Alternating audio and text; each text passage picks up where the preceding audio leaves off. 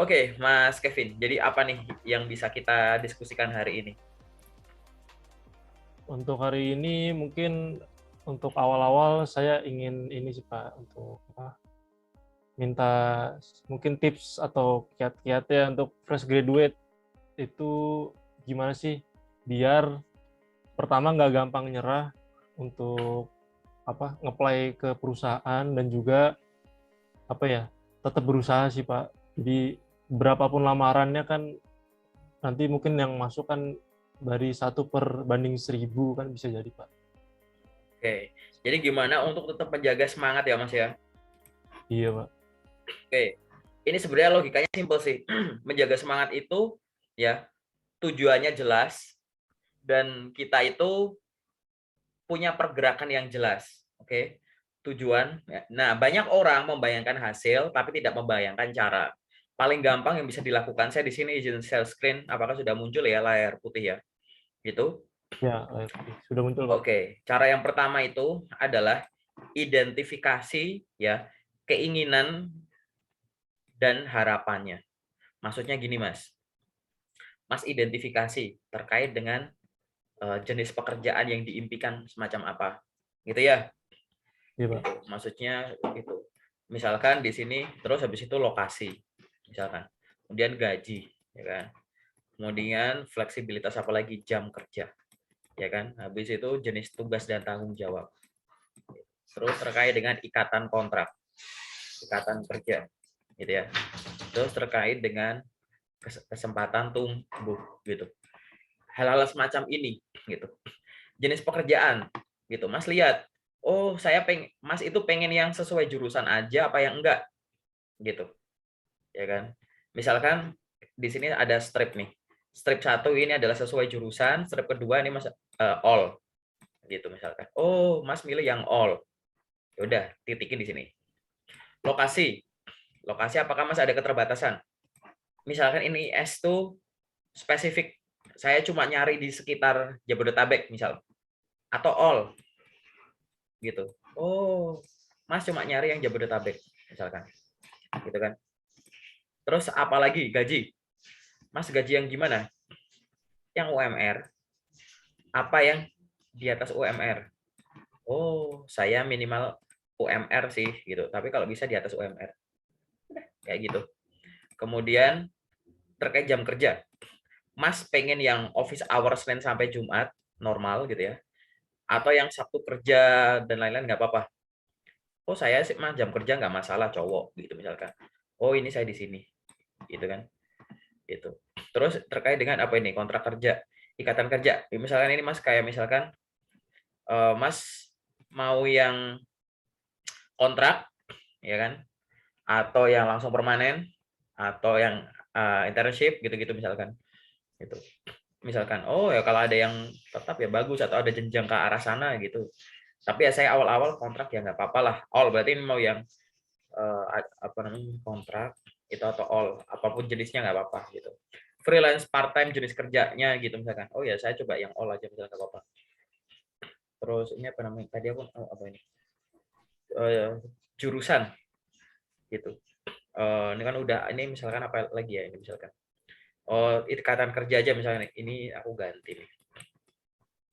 Ini misalkan ikatan kerjanya gitu. Mas mau yang ada tahan ijazah nggak? Gitu. Mas mau ada yang ada penalti nggak? Gitu-gitu misalkan. Atau itu nggak masalah, all nggak masalah. Gunanya itu apa, Mas? Akhirnya tuh ini kontrak, oh ini kontrak kerja di sini ya. Ini misalkan apa ya? Ini misalkan jenjang karirnya, jenjang karir. Penting nggak sih Mas jenjang karir gitu? Ada yang kayak saya pengen di situ dulu gitu, atau saya pengen yang jenjang karirnya jelas gitu, jenjang karir gitu. Ini jenis kontrak, misalkan kayak gitu. Oh saya pengen yang kayak begini gitu, kan saya pengen yang ada jenjangnya, jenjangnya jelas gitu. Sudah, akhirnya apa? Akhirnya kita punya shape kan biru juga ya. Nah ini shape bentuknya Mas tuh kayak begini gitu. Ya ini area area of interestnya Mas itu sebenarnya kayak gini bentuknya. Ya, jadi intinya apa? Di luar area ini abaikan saja dulu gitu. Nah banyak orang tidak mendefinisikan ini di awal. gitu. Asal apply, ada misalnya Mas sekarang, katakanlah Mas sekarang ada di Surabaya, ada panggilan ke Jakarta nggak bisa datang, nggak bisa datang karena jauh gitu. Maksudku kalau emang nggak bisa keluar Surabaya ngapain di apply Mas gitu, paham nggak? Gitu. Iya, Pak. Tapi nggak ada lokasi penempatan, itu masih bisa aku terima alasannya. Cuman kalau udah jelas gitu ya, bersedia ditempatkan di mana saja. Cuman kita tetap nyoba kayak gitu, gimana gitu. Dan lain-lain. Untuk apa? Agar perjalanannya Mas itu nanti jelas. Jadi batasan-batasan diri itu udah didefinisikan dulu di sini. Oke? Jadi udah jelas dulu nih. Udah, begitu ini udah jelas, masuk ke nomor 2. Udah ada halaman kosong lagi nggak, Mas? Udah, Pak. Ya. Yang kedua ini aku, kalau tadi itu udah identifikasi diri, yang kedua adalah terkait dengan time management. Gitu. Nanti akan Mas temukan di video-videoku di YouTube gitu ya, yang sering aku bikin kayak gini. Masing-masing orang tuh punya waktu 24 jam. Coba Mas hitung, berapa lama jam tidur? Gitu. Mas masih tinggal sama orang tua nggak sekarang? Masih, Pak. Ya, bantu orang tua itu berapa lama? Gitu kan? Terus apalagi di sini masih ada kesibukan, olahraga misalkan. Terus ada kesibukan apalagi misalkan ya isoma gitu. Terus ada kesibukan apa? Mungkin Mas ikut bukan training, apalagi lah gitu ya. Me time-nya Mas aja lah gitu kan. Kan kita ada me time tuh, main game, nongkrong gitu. Me time gitu. Nah, sehingga nanti akan Mas harus punya waktu yang kosong gini nih, ya. Gitu. Jadi ini adalah waktu potensial untuk digunakan untuk hal-hal yang produktif gitu ya Mas ya. Gitu. Iya. Nah, waktu ini gitu silahkan dibagi jadi 2. Terserah salah. Terserah bagi duanya gimana gitu. Terserah dibagi duanya mau gimana. Ini jadi porsi potongan yang bentuknya kayak begini. Ini silahkan Mas bagi jadi 2. Mau 50-50 boleh, mau 70-30 boleh gitu, terserah. Gunanya apa? Satu porsi itu untuk cari kerja. Satu porsi untuk pengembangan diri atau personal development. Setelah kurang-kurangin kegiatan, ya ini waktu ideal ini nggak mungkin urut gini ya. Misalkan bantu-bantu orang tua kan nggak mungkin jadi 1 jam, pasti kan nyebar. Pagi ada, siang ada, sore ada, malam. Coba dihitung. Misalkan sejam, rata-rata gabungin. Oh, 4. Tapi bikin kayak begini. Pada dasarnya tuh waktu saya tuh berapa sih yang kosong gitu. Misalkan akhirnya di sini Mas cuma punya waktu 5 jam gitu. Biru ini katakanlah misalkan biru itu 5. Silahkan tentukan sendiri. Ngelamar kerja tuh mau berapa jam gitu. Buat personal development, belajar bahasa Inggris, bahasa asing ini itu, komputer ini itu tuh berapa jam, ikut webinar gitu. Misalkan, wah saya lagi urgent nyari kerja, ya udah nyari kerjanya 4 jam, belajarnya 1 jam. Saya konsisten. Gitu. Oke, definisikan ini dulu. Udah? Kalau udah, berarti kan kalau udah definisikan ini, berarti Mas punya planning ya, time management dalam waktu 24 jam. Oke? Setelah punya time management selama 24 jam ini, Mas lakuin. Mas tadi kan katakanlah tadi di porsi ini Mas bagi 2 gitu ya. Yang buat nyari kerja ini, katakanlah nyari kerja 4 jam gitu. Yang untuk personal development 1 jam. Yang nyari kerja 4 jam. Nah, 4 jam ini yang Mas breakdown selanjutnya. Dalam waktu 4 jam, Mas kan punya CV. Ya kan? Waktunya Mas 4 jam per hari. Mas di sini aktif pakai platform apa aja nyari kerjanya. Gitu. Oh, saya biasanya nyarinya tuh di LinkedIn, di grup WA aku, di Telegram, di Jobstreet, di Glints, di Lumina, di Indeed gitu. Kadang lewat website perusahaan gitu. Gini. Ya nggak sih Mas? Mas akan nyebar gini kan? Gitu. Iya, Pak. Nah, dalam waktu 4 jam, semua hal ini kalau bisa terakses. Gitu. Terakses tuh misalkan ya berapa sih? Tuh 2, 3, 4, 5, 6, 7, 8. 4 jam bagi 8. Gitu. Ya kan? Berarti setengah jam gitu kan, kok kebetulan pas setengah jam gitu kan. Berarti masing-masing ini 0,5 sampai bawah kan. Coba Mas setengah jam tuh cuma follow up yang ada di grup WA aja gitu. Gitu. Habis itu coba setengah jam cari di LinkedIn aja gitu. Gunanya apa untuk kayak gitu? Mas akhirnya tahu di grup WA tuh 5 jam, dalam waktu setengah jam tuh saya bisa ngirim berapa lamaran maksimal. Gitu. Lewat WA biasanya cuma saya dapat 3 yang bisa saya kirim. Lewat LinkedIn 7. Ini apa? Ini website ya. Website katakan ini 5. WA 3. Telegram katakanlah 6. Jobstreet 15. Gitu. Ini lewat email ya, gitu. Ini misalkan kata 10. Lewat LinkedIn 12. Lewat Instagram misalkan Alumina gitu misalkan 4. Total ini berapa nih total misalkan? Ya kan ini 5, 12, 15, 21, 21, 36, 46, 58, 62. Ada 62, ya kan? 62 kan ini, 62. Ingat ya, ini angkanya 62. Mas ingat di sini punya lingkaran kan nih? Ting punya lingkaran kan? Lingkaran jam 24 jam. Ini deret waktu nih. Katakanlah sekarang tanggal 1. 2, 3, 4, 5, 6, 7. Tadi yang perlu Mas lakukan adalah taruh lingkaran-lingkaran planning tadi di setiap harinya, paham nggak? Coba aja konsisten 1 minggu, gitu. Salah gambarku kalau begini. Lingkarannya harus di atasnya. Coba Mas konsisten dulu aja tuh, ya kan? Planning yang 1 lingkaran tadi seminggu aja dulu rutin.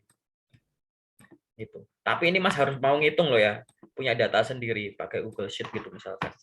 Gitu.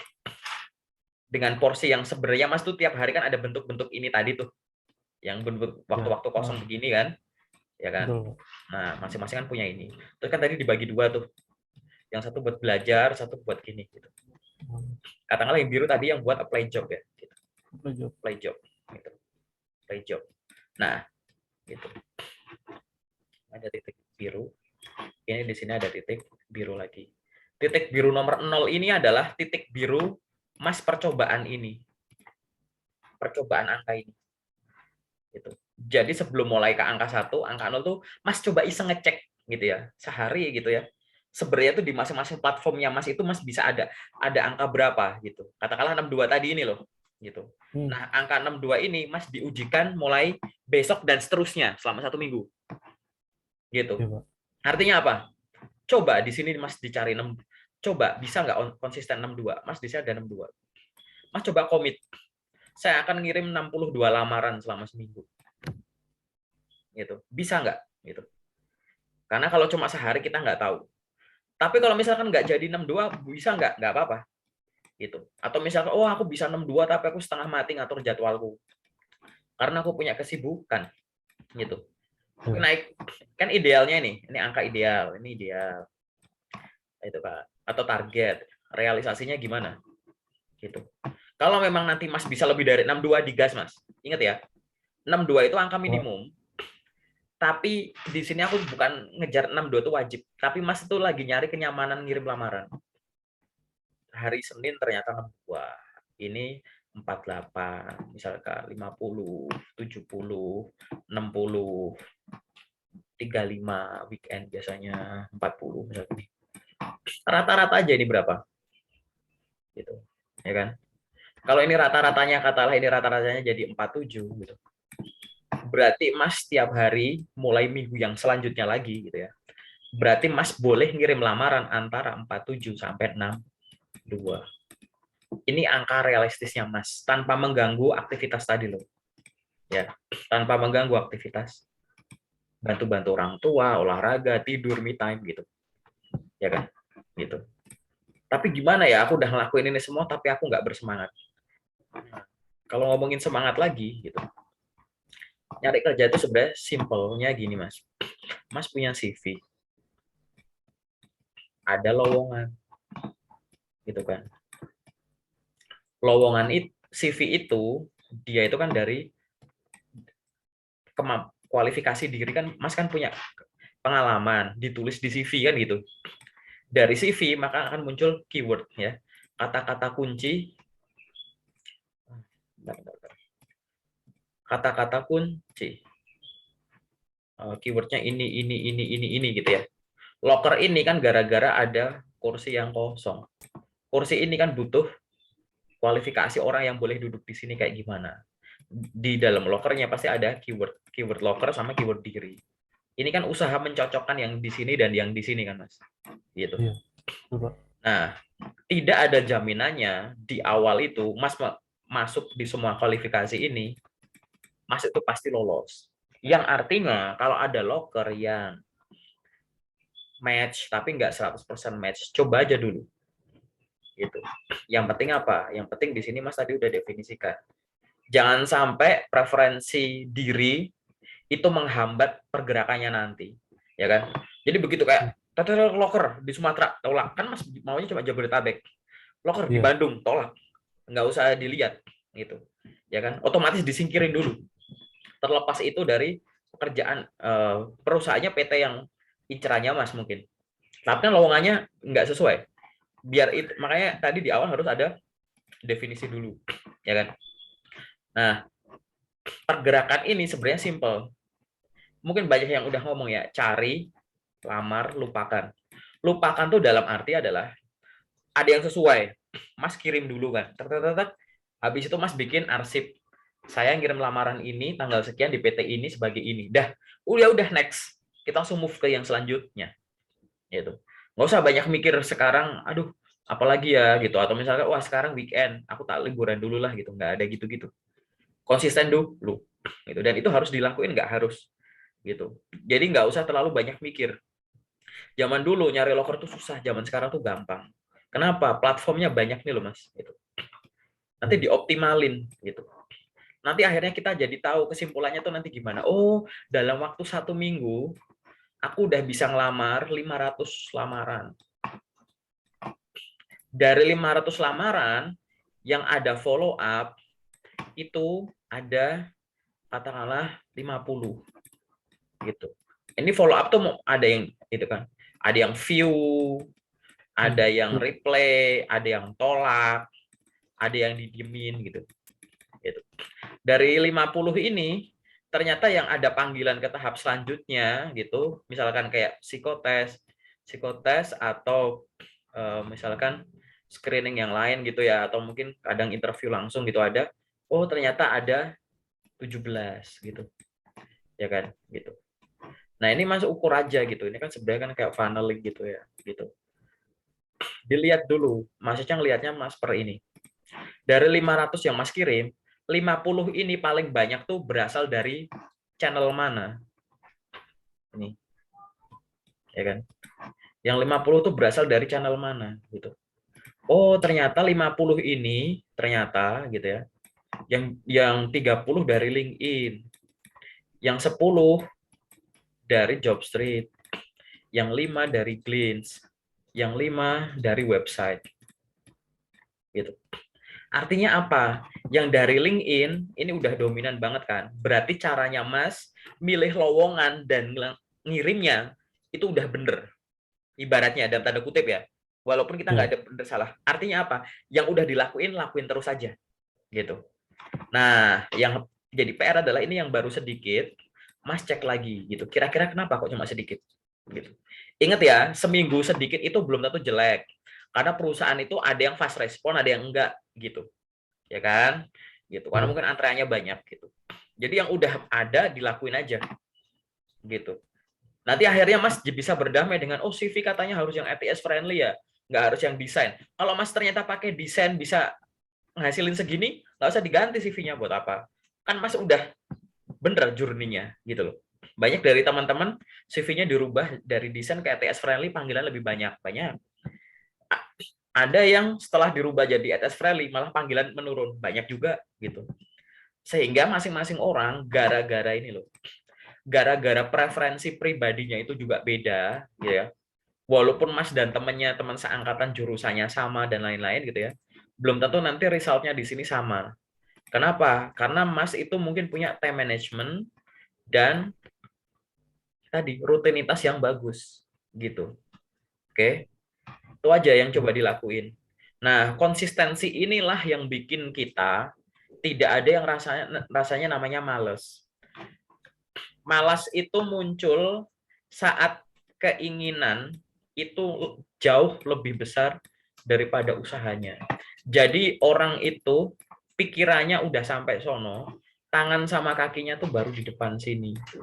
Nah, gap jarak antara pikiran dan usaha ini dibandingin sama orang lain biasanya secara nggak langsung gitu. Nah, kalau orang pergerakannya jelas, dia nggak ada, pasti dia sibuk, dia tahu apa yang harus dilakukan, jadi dia tidak punya waktu untuk khawatir atau down gitu. Makanya tadi aku lebih nyaranin ya buat Mas atau teman-teman fresh graduate yang nonton videonya sampai di menit ini, bahwa konsistensi itulah yang harus dibangun di awal gitu, ya kan, namanya juga lagi Iya. usaha gitu, ditata, dilakuin, evaluasi terus gitu ya. Nanti kalau udah bisa semacam itu, akhirnya Mas bisa evaluasi sendiri. Mas kan punya CV, terus habis itu dilamar, lolos psikotes misalkan, terus habis itu lolos lagi, di sini ada HR gitu misalkan, di sini ada user, ya kan, di sini mungkin ada medical check up gitu, di sini mungkin ada offering gitu, di sini paling ada deploy penempatan, dan habis itu kayak kalau ada probation gitu, bisa ada probation, mungkin nanti kalau ada final presentation dan kontrak baru gitu ya, kontrak dan jalan gitu. Mas identifikasi dari semua yang saya lakukan ini, yang di belakang ini, tadi ke belakang ya, saya tuh paling sering tuh terhenti di mana? Saya sering gagal di interview user gitu. Misalkan ya, gitu. Saya biasanya terhenti di interview user. Entah gagal atau entah nggak dihubungi lagi gitu. Padahal saya udah follow up gitu. Nah, kalau ada semacam itu, Mas mungkin bisa lakukan prioritas pertama adalah coba perbaiki atau evaluasi performa Mas pada saat interview user. Ada nggak pertanyaan yang Mas nggak yakin jawabnya? Ada nggak pertanyaan yang dari satu perusahaan dan perusahaan yang lain, misalnya ini gagal beberapa kali gitu ya, pertanyaannya tuh muncul lagi gitu, dan saya nggak bisa ngejawab di situ. Baik yang hubungannya user kan hubungannya sama teknis ya gitu. Kok saya masih belum bisa? Apa itu? Bisa nggak saya pelajari dulu ya sambil saya apply lagi gitu. Jadi prioritas utamanya nanti yang dievaluasi adalah kita paling sering terhenti di mana. Nah, yang nomor dua, tahapan yang ada di belakang ini untuk optimasinya gitu. Jadi nanti kita misal saya terhentinya kebanyakan di user, ya sudah, luangkan waktu untuk belajar interview user yang benar. Nah, yang di belakang ini untuk optimasi. Optimasi apa? Biar kesempatan interview user itu makin banyak gitu. Tapi kan kalau yang belakang udah kita optimasi, kan harus dijawab gitu ya, dengan kita yang lebih mampu, lebih mumpuni untuk menghadapi interview user tersebut kan, gitu. Hal ini saya sampaikan karena oke lah kalau kita banyak yang kita ngelamar belum banyak panggilan atau respon, menolak itu dihitung respon ya. Di CV, oke, CV kita otak-atik. Banyak tapi udah lolos sampai psikotes, CV yang diedit lagi. Udah sering gagal di HR misalkan, CV lagi yang di otak-atik gitu loh. Kan nggak kena. Karena masalahnya Mas tuh nggak selalu di CV. Itu yang pertama. Yang kedua, CV salah itu, ya, CV salah itu belum CV itu kemungkinan salah tuh karena salah membuatnya. Membuat sama CV itu salah dalam cara memakai. Gitu. Ya. Ada yang buatnya salah, makainya bener. Banyak typo ya, desain acak-acakan, info penting nggak masuk. Tapi dia tahu cara ngirim lewat email, lewat LinkedIn, lewat Jobstreet, lewat website, dia tahu.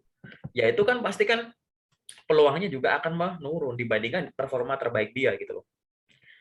Ada yang membuatnya benar, CV-nya bagus gitu. Dokumen-dokumen lain bagus. Tapi cara pakainya salah.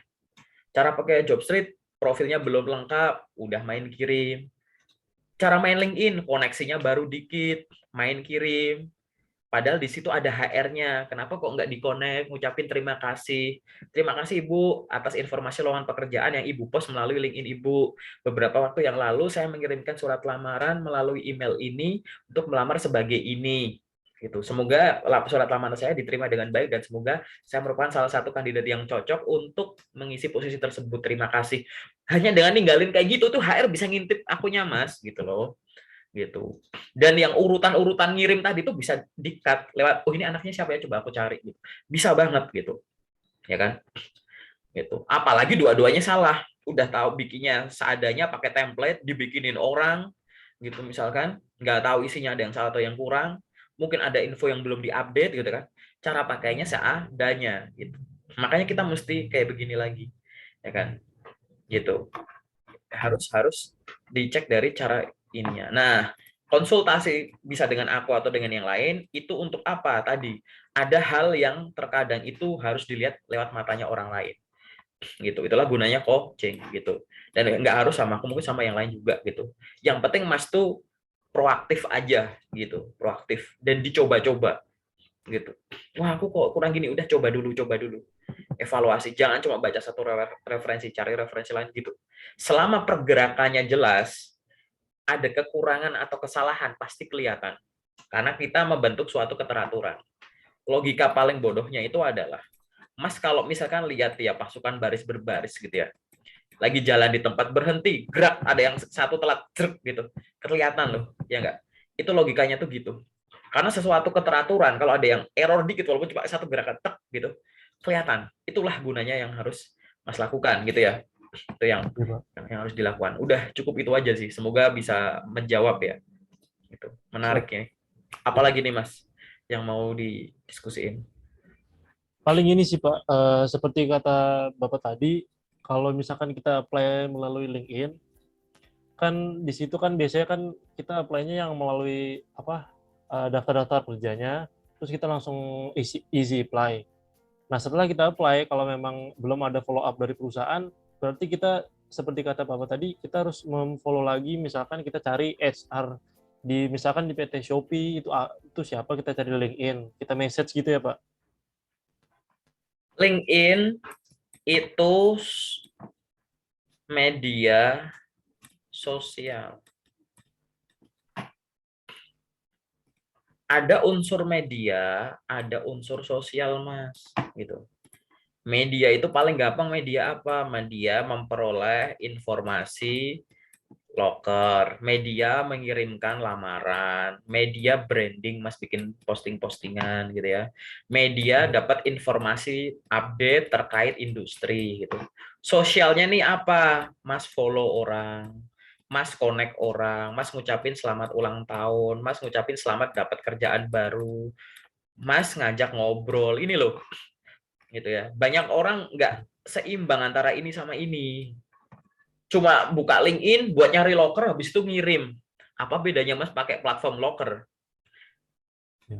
Platform loker Mas nggak bisa kenalan sama orang, bahkan HR-nya ulang tahun Mas nggak tahu. Gitu. Muka orangnya aja nggak tahu, ya kan? Nah ini loh yang harus dilakukan. Kenapa sih kok harus kayak gitu? Loker itu Mas bisa peroleh dengan dua cara. Pertama dengan cara mencari dan ditemukan. Mencari itu aktif, ditemukan ini pasif. Mencari itu ngelamar, ditemukan itu branding. Gitu. Gitu caranya. Jadi selama kita namanya LinkedIn itu kita membangun network gitu, maka di situ kita akan ya ibaratnya Mas membangun suatu keuntungan yang nggak harus sekarang memperolehnya, tapi next time. Yang mungkin Mas bisa membangun sekarang apa? Mas terbiasa untuk berkomunikasi secara digital ke orang baru. Mungkin Mas dapat informasi ke orang yang ya Mas mau bertahan untuk ngobrol sama dia. Mohon informasi di mana saya bisa memperoleh informasi update terkait setiap informasi lowongan terbaru yang tersedia di perusahaan Bapak, misalkan gitu nanya. Boleh gitu. Ngucapin terima kasih gitu. Ya kan? Boleh gitu. Mas habis selesai interview, aduh ini email perusahaan cuma searah. Tapi aku ingat tadi namanya Pak siapa, cari di LinkedIn, connect. Salam kenal Pak, perkenalkan nama saya ini yang beberapa waktu lalu diinterview oleh Bapak untuk posisi ini di PT ini. Terima kasih atas kesempatan yang diberikan. Semoga saya bisa gitu-gitu. Silakan. Gitu. Pasti ada yang nyangkut. Karena yang cerita semacam itu nggak cuma 1-2 orang, Mas. 9 tahun saya nge-review CV sejak saya kuliah. Gitu. Dan banyak yang memperoleh pekerjaan hanya dengan bertahan dengan koneksi tadi. LinkedIn itu kekuatan network. Media sosial ini harus imbang gitu. Gitu ya. Oke, Pak. Oke, apalagi nih Mas yang bisa kita diskusikan secara general. General sepertinya sih sudah sih, Pak. Udah ya, berarti sekarang saya bisa Ah, masuk ke yang spesifik ya Pak ya. boleh, Pak.